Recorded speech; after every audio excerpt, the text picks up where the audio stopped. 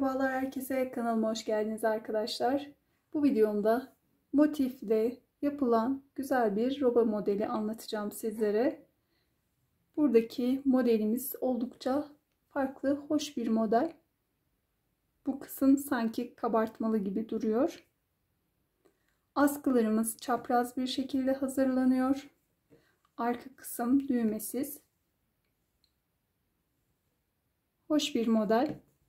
Altına kumaş dikip bebek elbisesi olarak da kullanabilirsiniz. Veya alt kısmı örerek tığ işi bir elbise de yapabilirsiniz. Veya bu kısmı biraz daha örüp crop halinde de kullanabilirsiniz. Yetişkin birine de uygulanabilir bu model. Yapımına başlamadan önce videomu beğenip kanalıma abone olmayı unutmayın arkadaşlar. Motiflerin yapımına geçelim. Ben 2 tane hazırladım. Birleştirme kısmını da göstereceğim detaylı olarak. Orta kalınlıkta pamuklu bir ip kullanıyorum. Tığ numaram da 3. Koyu olan renkle orta kısımdan başlayalım.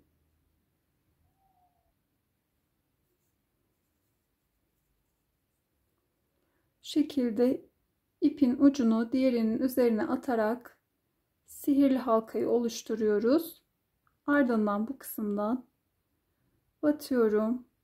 Halkanın içerisinden ilmeğimi alıyorum. Sonrasında bir zincir çekiyorum. Oluşturmuş olduğum bu halkanın içerisine orta kısmı yapıyoruz.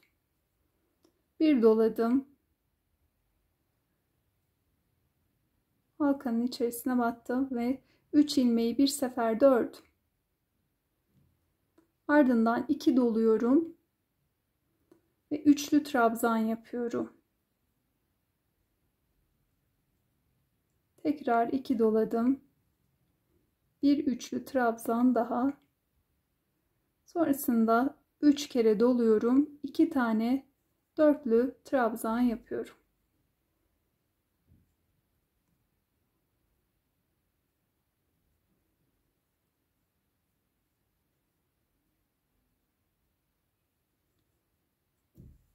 Şimdi geri dönüyoruz.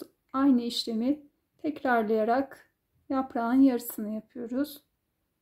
2 doladım. 2 tane üçlü trabzan yapıyorum.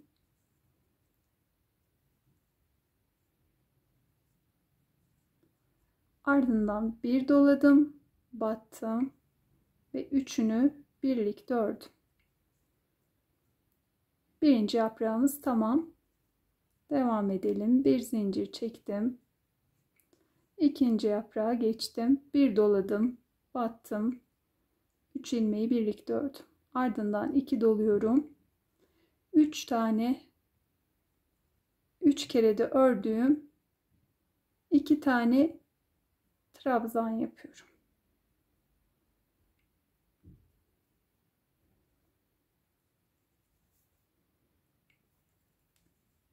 Sonrasında 3 doluyorum. 2 tane dörtlü trabzan yapıyorum.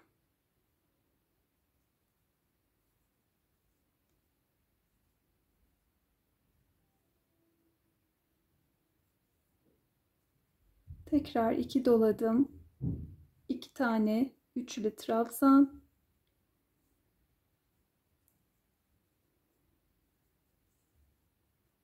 Bir doladım ve 3 ilmeği bir seferde ördüm. İkinci yaprağım da tamam. Şimdi üçüncüyü de birlikte örelim. Bir zincir, bir doladım, 3 ilmeği birlikte ördüm. Ardından 2 doladım ve üçlü trabzan yapıyorum. 2 tane. 2 tane de 3 dolayıp dörtlü trabzan yapıyorum.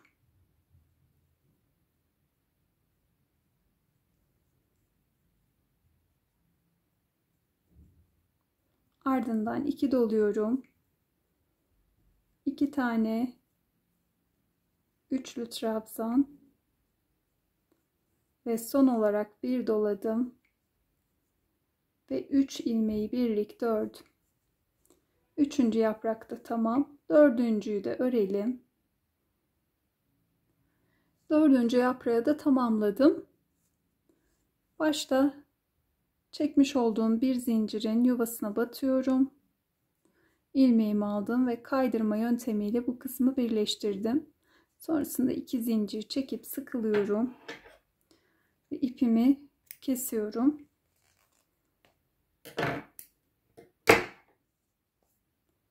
Ardından sihirli halkanın ipini çekiyorum. Orta kısmı küçültüyorum. Olduğu kadar. Ardından buradaki herhangi bir ilmeğin içerisinden tığımı geçiriyorum. İpten ilmek alıp burada sabitliyorum. Fazla olan ipimi de kesiyorum. Diğer kalan ipleri örerken gizliyoruz. Şöyle bir elimle düzeltiyorum. Ve devam edelim. Diğer renge geçtim. İlk önce ipimi sabitledim. Sonrasında bu kısmı ikiye ayırıyoruz şu şekilde. Başta bir dolamıştık, bir sefer örmüştük. Sonrasında 2 tane üçlü trabzan, orta kısımda da 2 tane dörtlü trabzan yapmıştık. Bu dörtlü trabzanın biri bir tarafta, biri de diğer tarafta kalacak şekilde hizalıyoruz. Orta kısımdan ve buradaki trabzanın yuvasına batıp bir sık iğne yapıyoruz. Ardından 3 zincir, bir doluyoruz ve 2 yaprağın ortasına, tam modelin orta kısmına batıyoruz. Bir ikili trabzan, 3 zincir, tekrar aynı yere batıyorum. Bir tane daha ikili trabzan yapıyorum. Bu kısımda bir yuva oluşturduk. Ardından 3 zincir, tekrar bu yaprağın orta kısmına hizalıyorum ve trabzanın yuvasına bir sık iğne yapıyorum. Tekrar 3 zincir, bir doladım, orta kısma battım ve bir ikili trabzan ördüm. Sonrasında 3 zincir, tekrar aynı yere batıyorum ve bir ikili trabzan daha yuvayı oluşturdum. Ardından 3 zincir, yaprağın orta kısmına hizalıyorum ve trabzanın yuvasına bir sık iğne. 3 zincir, bu şekilde devam ediyoruz. Orta kısma battım, bir trabzan, 3 zincir, tekrar aynı yere bir trabzan, sonrasında 3 zincir, yaprağın orta kısmını hizalıyorum, bir sık iğne, 3 zincir ve orta kısma batıyorum, bir trabzan, 3 zincir, tekrar bir trabzan, son olarak 3 zincir çekiyorum ve başta yapmış olduğum bu sık iğnenin yuvasına batıyorum, ilmeğimi aldım ve kaydırma yöntemiyle birleştirdim. Şimdi 3. sıramıza geçiyoruz. Burada sıradaki yuvanın içerisine 1 2 sık iğne yaptım, doladım. Oluşturmuş olduğum bu yuva içerisine 4 tane ikili trabzan yapıyorum.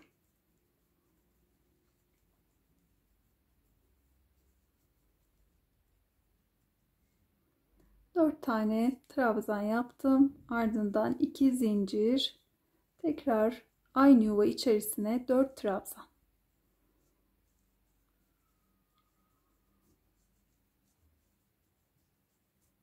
Evet, köşe kısmı bu şekilde oluşuyor. Bu kısımları yapıyoruz. Sonrasında bu kenardaki yuvaların içerisine de 2 sık iğne, diğerini de aynı şekilde 2 sık iğne yaptım. Yuva kısmına geçtim. Yuvanın içerisine direkt 4 tane trabzan yapıyorum. Ardından 2 zincir, tekrar 4 trabzan.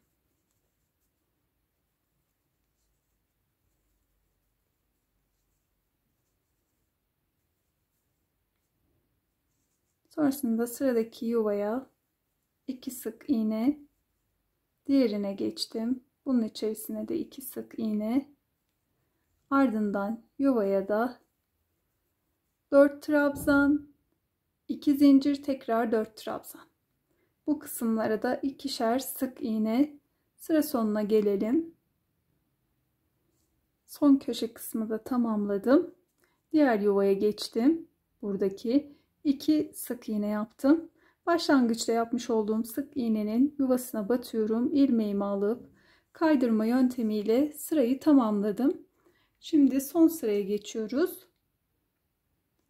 2 zincir çektim. Hemen dibindeki yuvaya bir ikili trabzan. Sırayla tüm trabzan yuvalarına birer ikili trabzan yapıyoruz.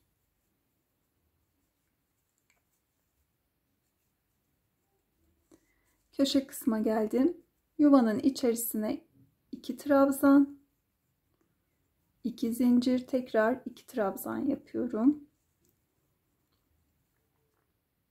Diğer yuvalara da birer trabzan yaparak devam ediyorum. Yine köşe kısmı aynı şekilde. Bu kısma kadar gelelim. Üçüncü köşeye kadar geldim. Bu köşenin içerisine 2 tane trabzan yapıyoruz. Ardından bir zincir çekiyoruz. Birleştirme kısmına geçiyoruz.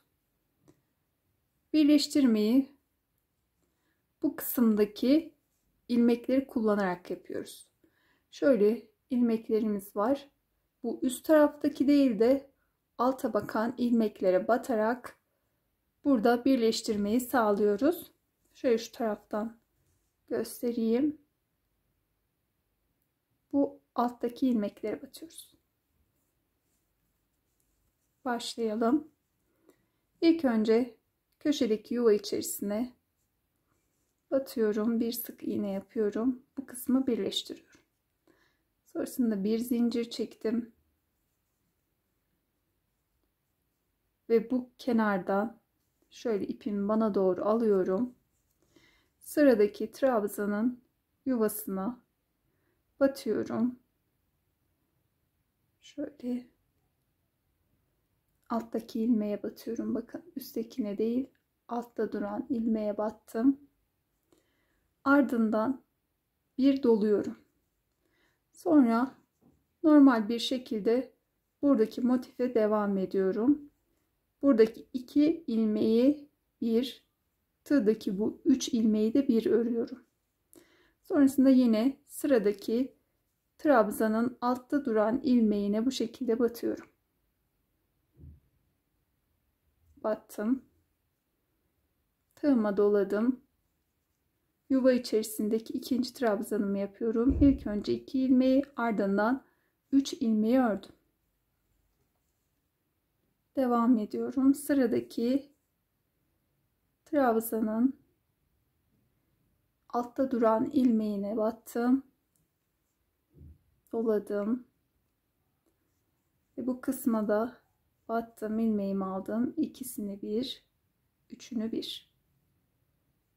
Çok kolay bir birleştirme yöntemi. Bu kısma battım, doladım. Sıradaki trabzan yuvasına battım. İkisini bir, üçünü de bir örüyorum.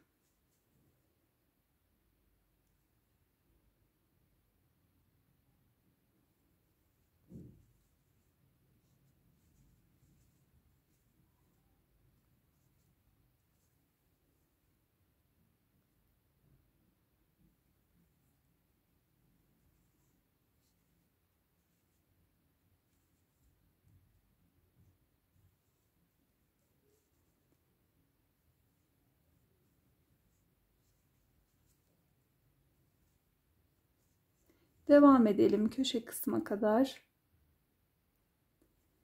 Evet, bu kısma kadar devam ettim. Şimdi yine ilmeğe batıyorum, doladım. Yuvanın içerisine bir battım, 2 ilmeği bir, üçünü bir ördüm ve bu kısımdaki son trabzan yuvasına battım, doladım, ördüm.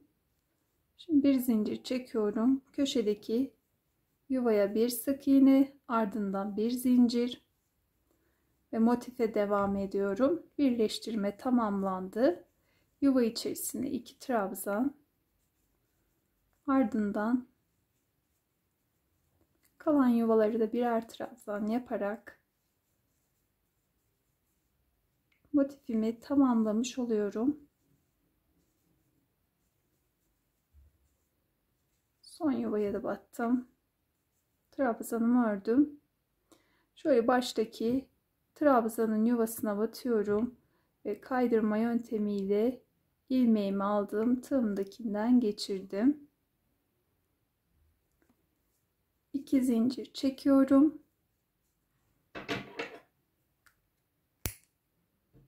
Ve ipimi kesiyorum. Fazla olan ipi arka kısımda gizleyebiliriz. Veya kenar kısmını ördüğümüzde de arada örerek gizleyebiliriz. Nasıl tercih ederseniz. Motifimiz tamamlandı. Ben 3 tane örmüş oldum. Bir 3 tane daha ördüğümde yeterli gelecektir. Siz kaç yaşa örmek istiyorsanız ona göre motifleri artırıp eksiltebilirsiniz. Yine roba ölçüsünü alabilirsiniz. Ona göre ayarlayabilirsiniz. 6'ya tamamlayalım. Devam edelim. Motifleri tamamladım. Kenar kısımlarını örmeye başlıyoruz. Koyu renk ile bir sıra sık iğne yapacağız. İlk önce ipimi bir zincir ile sabitledim. Şöyle şu köşeden başlayalım.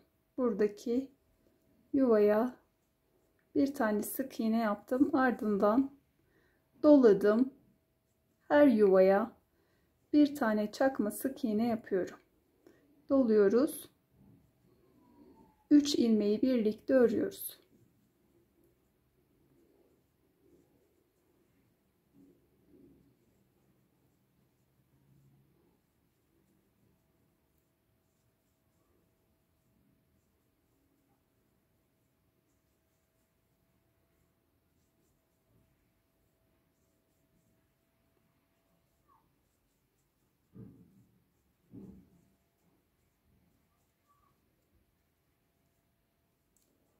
Buradaki köşeye geldiğimizde ise 1, 2, 3 tane sık iğne yaptım yuva içerisine. Ardından modele devam ediyorum. Bu şekilde etrafını tamamlayalım. Bu kısma gelelim. Çevresini tamamladım. Başlangıç kısmına geldim. Bu yuva içerisine bir sık iğne yapıp öyle başlamıştık. 2 tane daha yapıyorum. Ve başlangıçtaki sık iğnenin yuvasına batıp ilmeği aldım. Tığımdaki ilmekten geçirdim. Bu kısmı tamamlamış oldum. İpimi kesiyorum. Bu renge geçtim. Yine sabitledim. Aynı yerden başlayalım. Bu sık iğnenin yuvasına batıyorum. Sonrasında bir sık iğne yaptım. Bu kez normal sık iğne yapıyoruz. Çakma sık iğne değil. Batıyoruz. 1, 2, 3 tane sık iğne yaptım. Sonrasında 3 zincir çekiyorum. Yandaki yuvaya 1, 2, 3. Tekrar 3 sık iğne, aynı yuvaya battım. Ardından 1 2 3 sık iğne yaptım. 3 zincir, 1 sık iğne. 1 2 3 tane sık iğne yaptım. Her yuvaya birer tane batarak ardından 3 zincir ve aynı yuvaya bir sık iğne. 1 2 3 sık iğne, 3 zincir, tekrar aynı yuvaya bir sık iğne.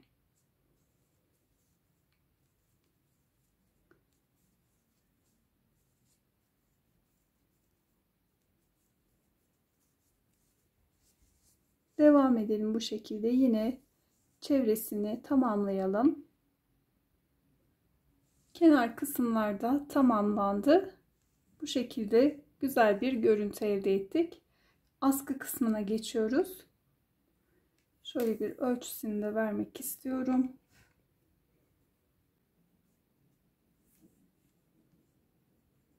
...50 santim uzunluk. Ende 10 santim. Ölçü de bu şekilde arkadaşlar. Şimdi askımızı bu koyu renkle yapıyorum ben. Siz dilediğiniz renkleri kullanabilirsiniz. Tek renk ile de hazırlayabilirsiniz.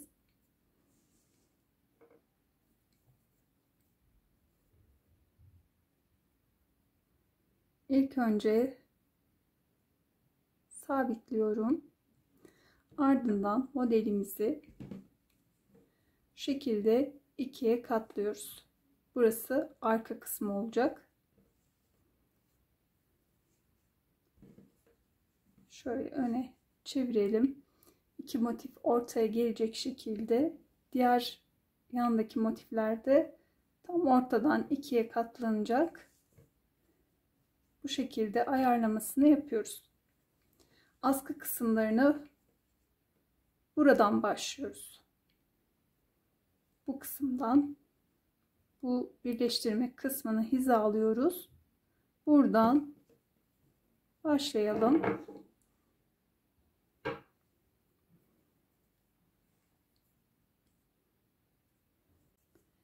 Çekmiş olduğum zincirin uzunluğuna bakalım. Şöyle şu kısımdan alıyorum.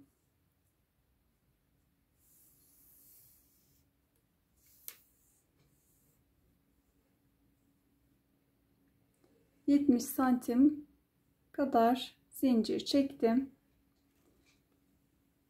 Şimdi zincirin üzerine sık iğne ile dolduruyoruz. Sırayla her yuvaya batıyoruz. Sık iğne yapıyoruz. Daha kalın bir bağcık ve askı elde etmek istiyorsak bu şekilde batarak çakma sık iğne yapabiliriz. Hangisini dilerseniz bu şekilde hazırlayabilirsiniz.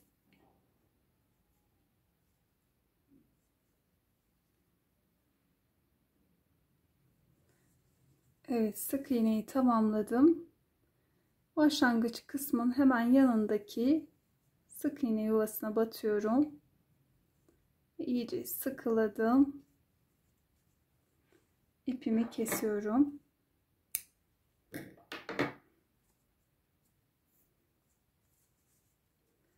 Arkalardan şöyle tığımı geçiriyorum. Fazla olan ipimi gizliyorum.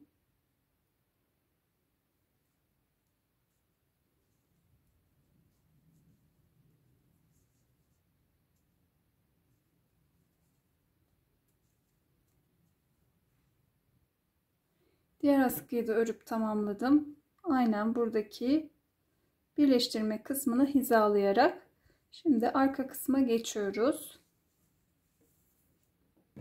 Evet, örgümü çevirdim. Burada bir mesafe ayarlıyorum. Omuz mesafesi. Şöyle Sonrasında hemen çapraz bir şekilde bu kısımdan çıkarıyorum.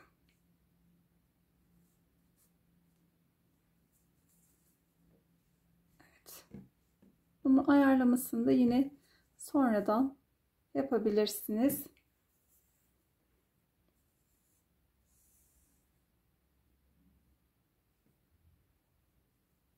Bunu da bu taraftan çıkarıyorum.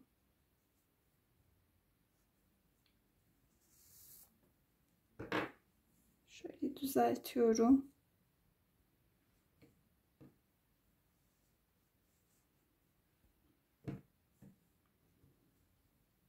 Bu kısım size kalmış. Dilerseniz bu şekilde çapraz buradaki çiçeğin yaprağını hizalıyorum. Şu kısımdan bir yerden şöyle alta alacağım.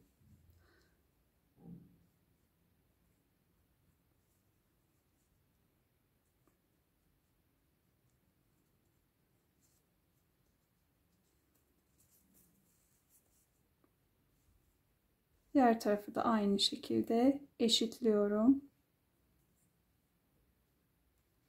Tam karşılığına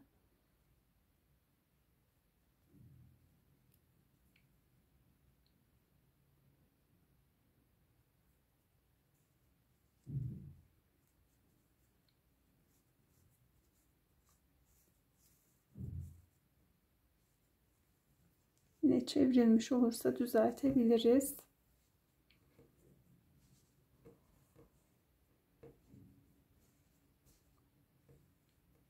Evet. Şimdi buradan yine bu kısımdan çıkıyorum.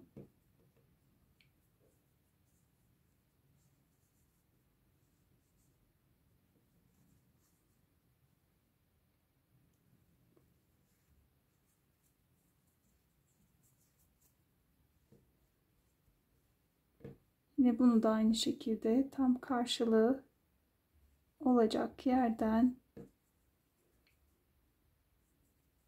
ön yüze alıyorum.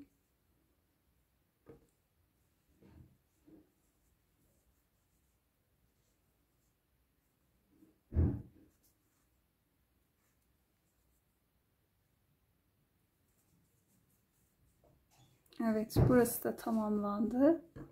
Şimdi bir de şöyle bu kısımdan alta alıyoruz ve tamamlanmış oluyor.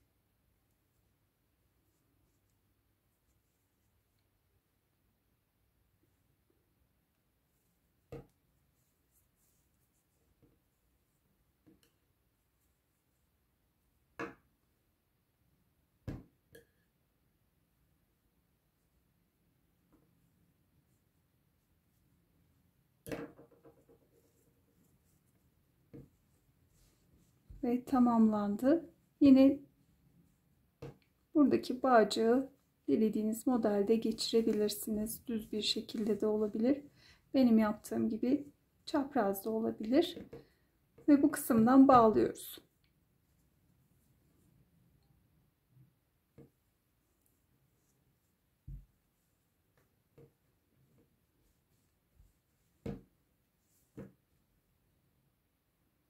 Ve modelimiz hazır. Arkada çapraz geliyor. Bu şekilde askılarımız. Çok sevimli bir model. Dilerseniz bu alt kısmı biraz daha örerek crop haline getirebilirsiniz. Veya elbise olarak kullanabilirsiniz. Kumaş dikip alt kısma. Bu şekilde bir roba hazırladık birlikte. Umarım beğenmişsinizdir. Beğendiyseniz beğenme butonuna basmayı, kanalıma abone olmayı unutmayın arkadaşlar. Bir sonraki modelde görüşene dek sevgiyle kalın.